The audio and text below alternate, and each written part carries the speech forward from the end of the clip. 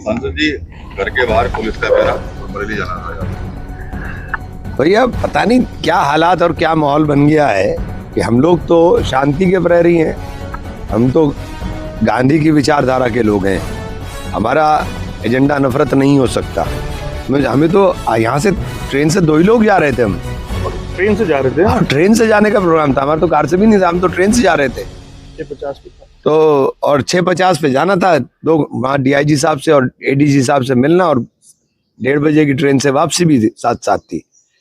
मुझे नहीं समझ में आया कि ना तो आप सरकार ने हालात क्या बना दिए कि आप अपनी नाकामियों को छिपाने के लिए ये तरह तरह के हथकंडे इस्तेमाल कर रहे हैं। वहाँ पर प्रशासन भी तो चाहता है कि भाई अभी सब चीजें नॉर्मल। नहीं, नॉर्मल तो आपने, एबनॉर्मल तो आपने ही किए हैं ना। आपने ही तो एबनॉर्मल किए हैं। मुझे एक बात बताइए कि हमारे लिए कानून दूसरा होगा और दूसरों के लिए कानून दूसरा होगा। तो देश में अगर इस तरह का माहौल चल रहा हो तो हमें होशियार होना पड़ेगा। फतेहपुर के अंदर मस्जिद में घुस करके जिस तरीके से वहां मजार पे घुस करके तोड़फोड़ की गई और पूरा नंगा नाच हुआ के वहां कानून की धज्जियां उड़ाई गई, आपने क्या कार्रवाई की? कोई कार्रवाई नहीं की। आपने कोई कार्रवाई नहीं की कि बैरिकेड तोड़ करके, पुलिस बैरिकेड तोड़ने दे रही थी और लोग अंदर घुस करके हंगामा कर रहे थे, आपने कोई कार्रवाई नहीं की। मुजफ्फरनगर की सड़कों पर लोगों के होटलों को लूटा जा रहा था, आप समझा बुझा रहे थे, आपने कोई कार्रवाई नहीं की। आपने कोई कार्रवाई नहीं की कि मुजफ्फरनगर की सड़कों पर जो आपका चल रहा था। लेकिन अब पोस्टर लेकर के कोई लड़का खड़ा हो गया, आप हाथ पैर तोड़ दोगे। उस पोस्टर के अंदर किसी के लिए नफरत नहीं थी।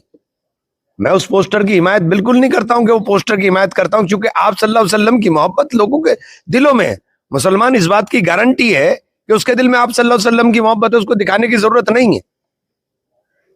तो ये जो कानून के 2 रूप दिखाई दे रहे हैं, इसके अंदर समझना पड़ेगा। मैं मुसलमानों के तमाम दानिश्वर लोगों से, तमाम उलेमा इकराम से अपील करता हूं कि इसमें आगे आकर के पहल करें। मस्जिदें नमाज के लिए, लोग जुमा की नमाज के अंदर मस्जिद में इकट्ठा होते हैं, मस्जिद में नमाज पढ़ने के लिए जाते हैं। 4 लोग बाहर आकर के खड़े होकर के प्रदर्शन करने के नाम के ऊपर शुरू करते हैं और पीछे तमाम नमाजी उसका हिस्सा ना चाहते हुए बन जाते हैं। तो ये जो तमाशा चल रहा है, ये बिल्कुल बंद होना चाहिए, हर कीमत पर बंद होना चाहिए।